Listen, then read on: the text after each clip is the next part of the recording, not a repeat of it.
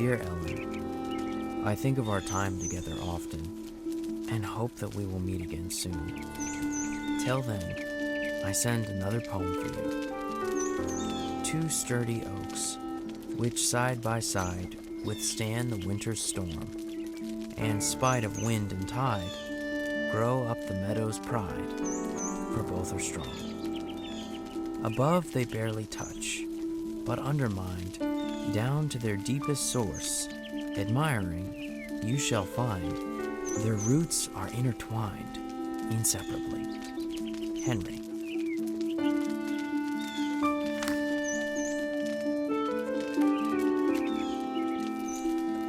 June, 1839. Dear Sophia, I so enjoyed spending time with Henry and John on their recent visit.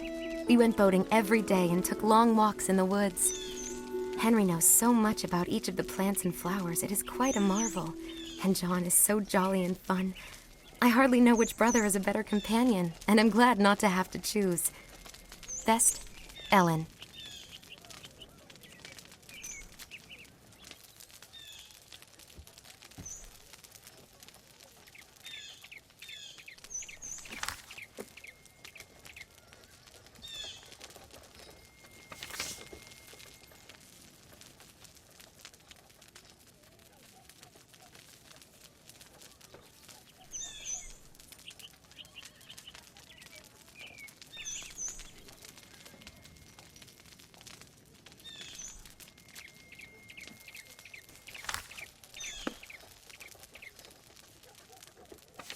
August 1838.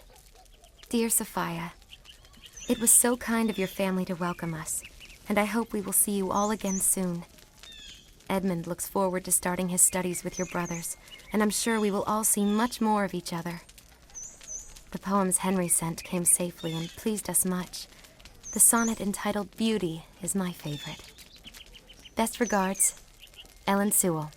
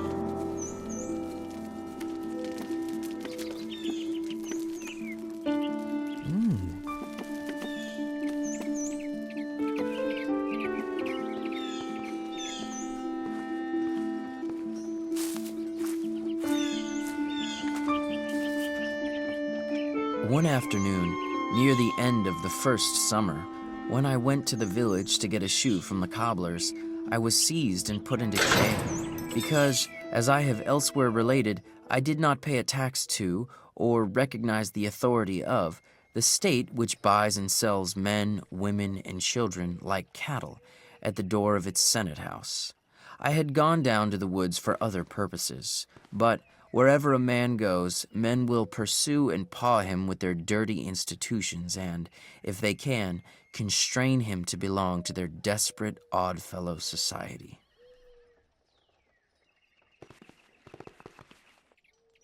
Under a government which imprisons any unjustly, the true place for a just man is also a prison.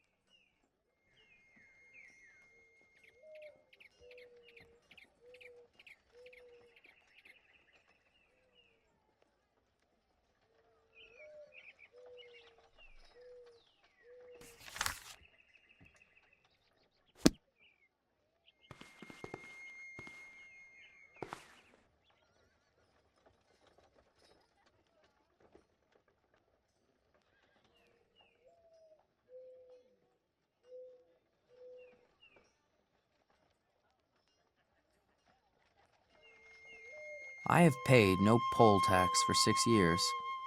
I was put into a jail once on this account for one night, and as I stood considering the walls of solid stone, 2 or 3 feet thick, the door of wood and iron, a foot thick, and the iron grating which strained the light, I could not help being struck with the foolishness of that institution which treated me as if I were mere flesh and blood and bones to be locked up. I did not for a moment feel confined. My wall seemed a great waste of stone and mortar.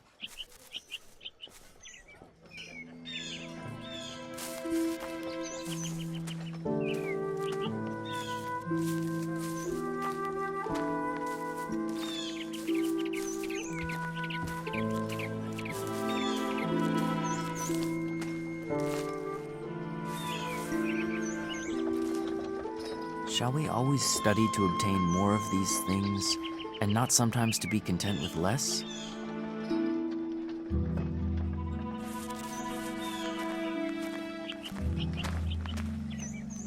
Society is commonly too cheap.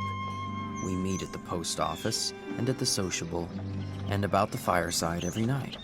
We live thick and are in each other's way, and stumble over one another, and I think that we thus lose some respect for one another.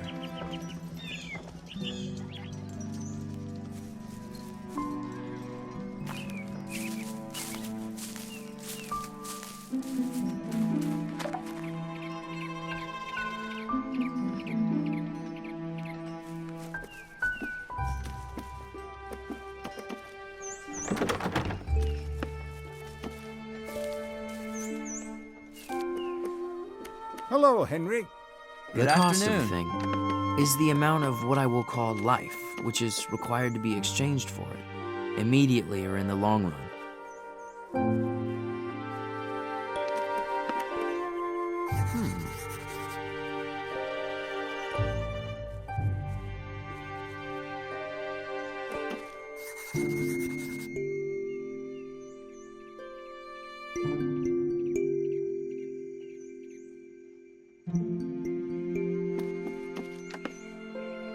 Most of the luxuries and many of the so-called comforts of life are not only not indispensable, but positive hindrances to the elevation of mankind.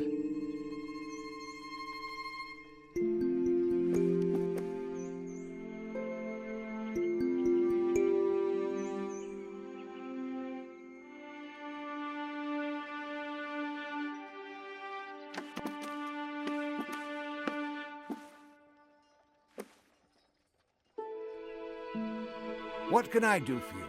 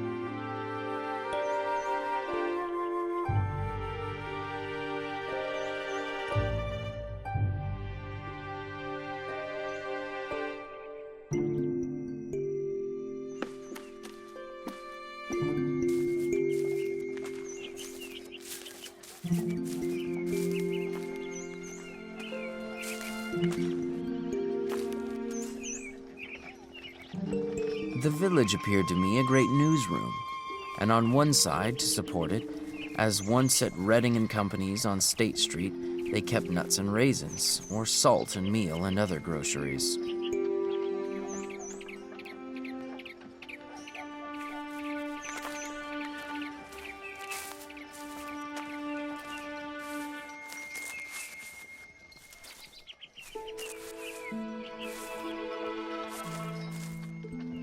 Have not men improved somewhat in punctuality since the railroad was invented?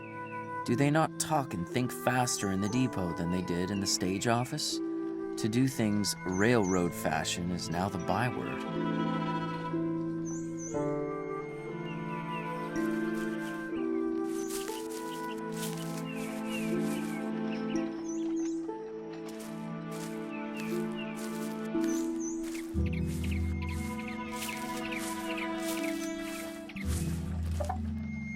The mass of men lead lives of quiet desperation. What is called resignation is confirmed desperation. From the desperate city you go into the desperate country, and have to console yourself with the bravery of minks and muskrats.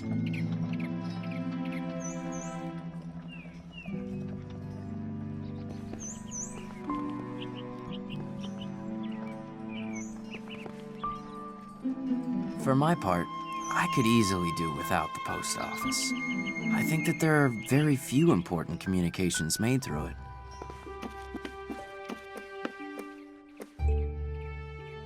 For a long time, I was a reporter to a journal, of no very wide circulation, whose editor has never yet seen fit to print the bulk of my contributions, and, as is too common for writers, I got only my labor from my pains.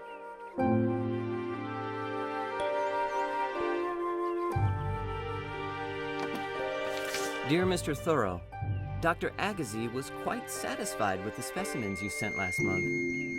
He says to tell you that the small mud turtle was actually a very rare species quite distinct from the snapping turtle as you labeled it. We would be very much obliged if you could supply us with samples of the following fishes from your small pond and can pay 75 cents apiece. 5 common shiners, 3 yellow perch, 1 walleye. Sincerely, James Elliott Cabot, Assistant to Dr. Agassiz, Harvard University.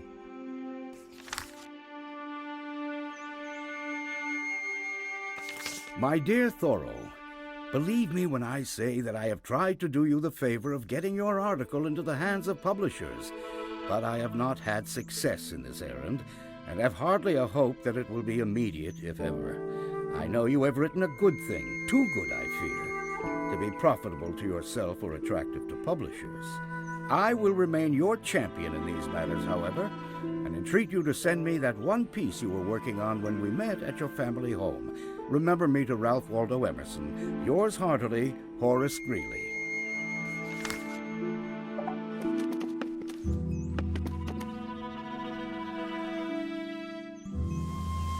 Ah, there you are, Henry. Still squatting out there in the woods, then? Hope that you're careful with your fires out there. We wouldn't want to see you burn down more of our fine woods.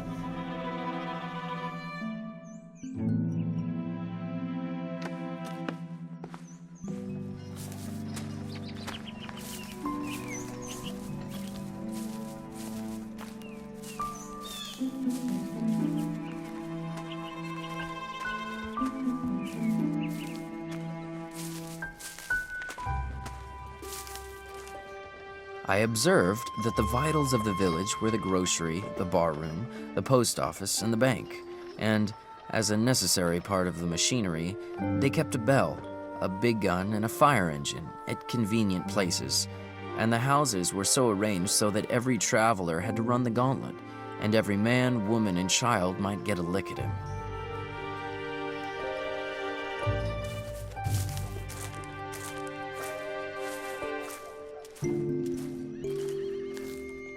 We boast that we belong to the 19th century and are making the most rapid strides of any nation.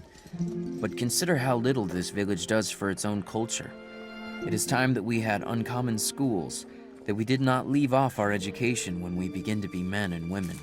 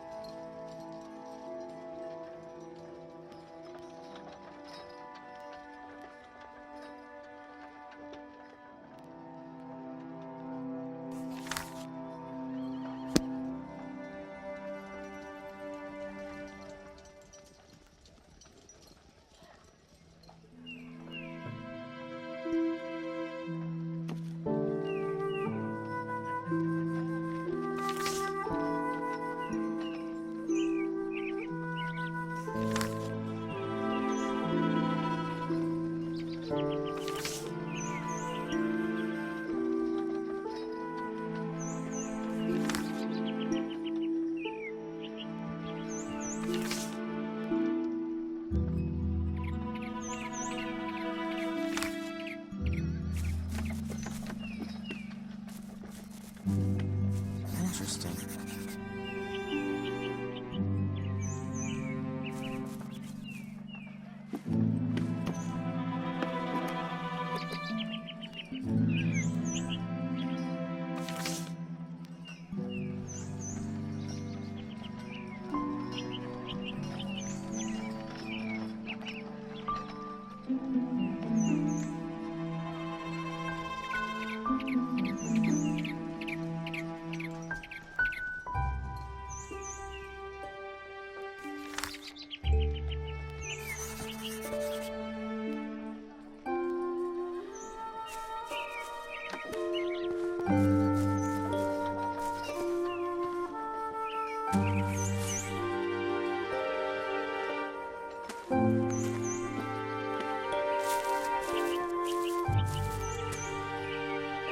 Signs were hung out on all sides to allure him, some to catch him by the appetite as the tavern and the victualling cellar, some by the fancy as the dry goods store and the jeweler's, and others by the hair or the feet or the skirts as the barber, the shoemaker, or the tailor.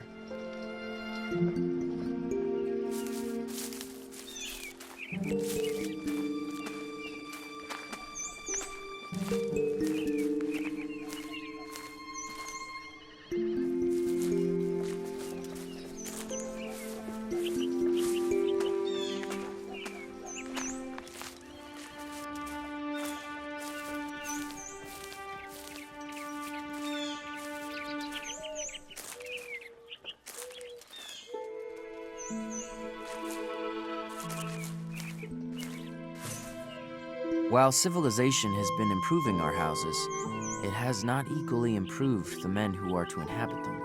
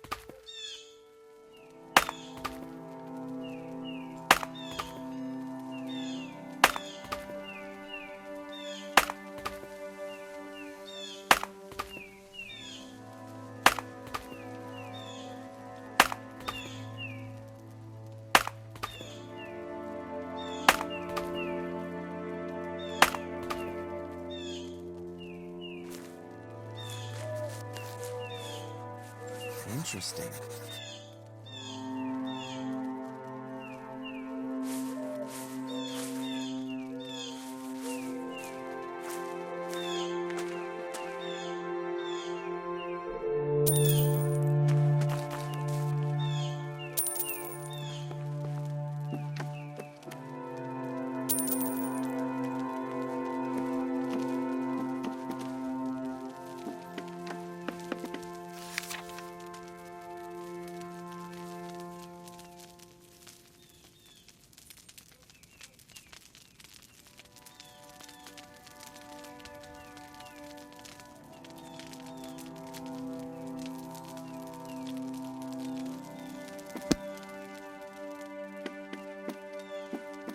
Good afternoon.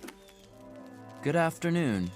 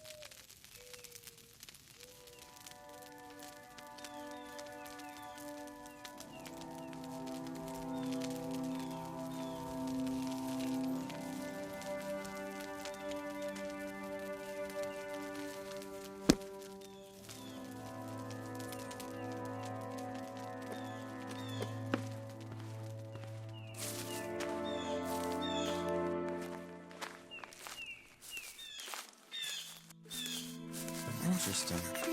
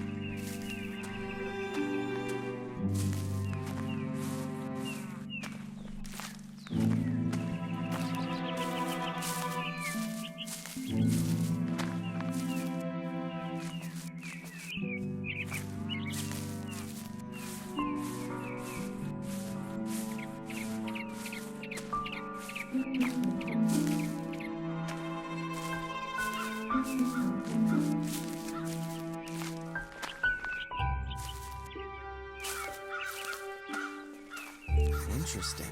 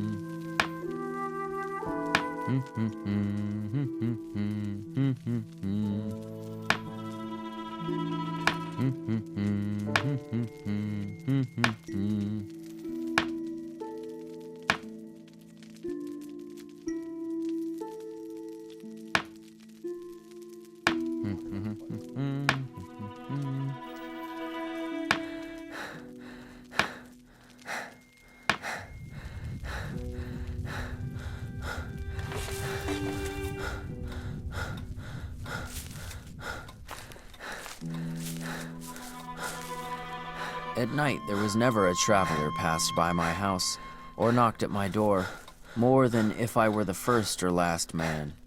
I believe that men are generally still a little afraid of the dark, though the witches are all hung, and Christianity and candles have been introduced.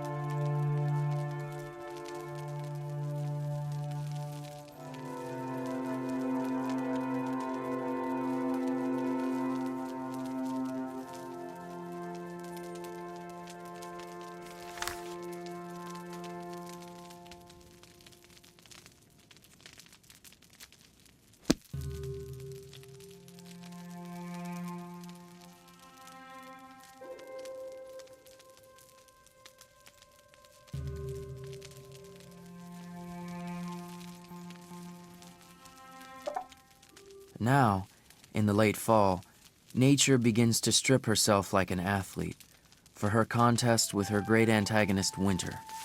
In the bare trees and twigs, I see such a display of muscle.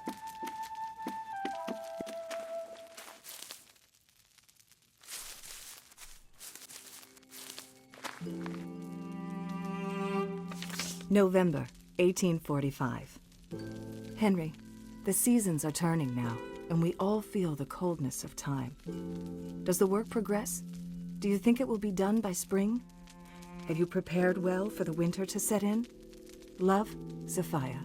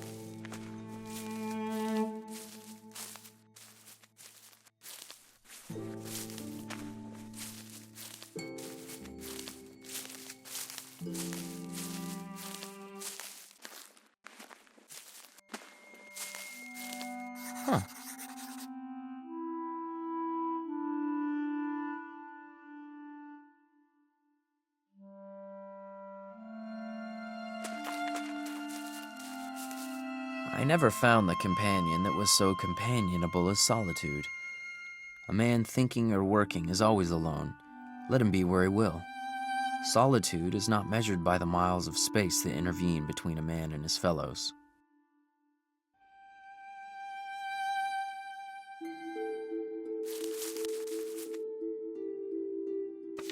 Congratulations, you've solved the first riddle.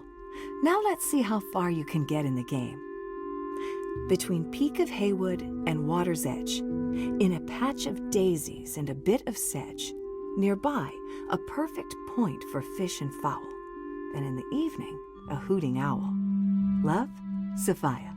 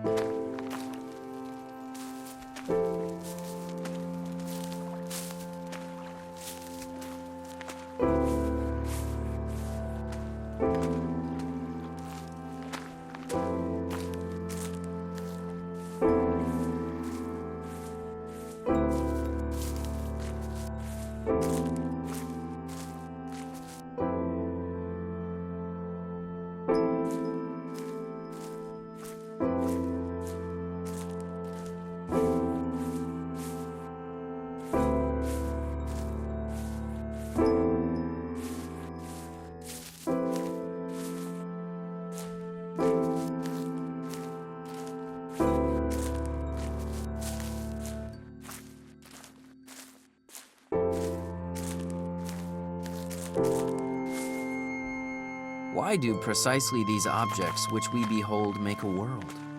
Why has man just these species of animals for his neighbors, as if nothing but a mouse could have filled this crevice?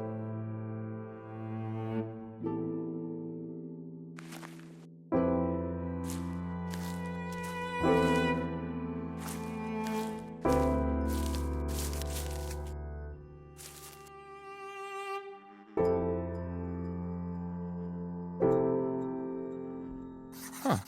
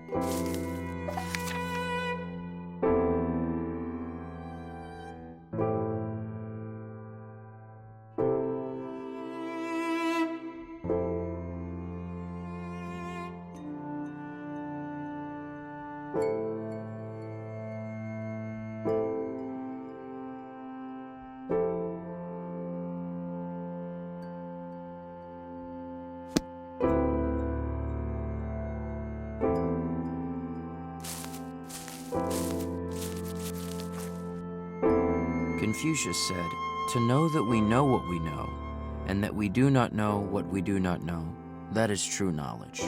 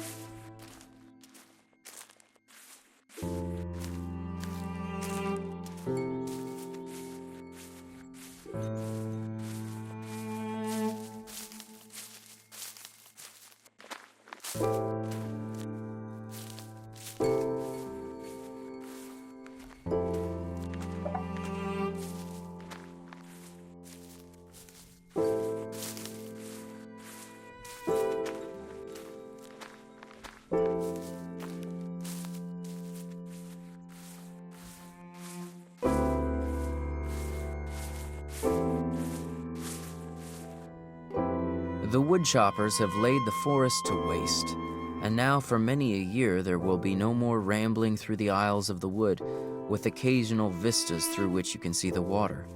My muse may be excused if she is silent henceforth. How can you expect the birds to sing when their groves are cut down?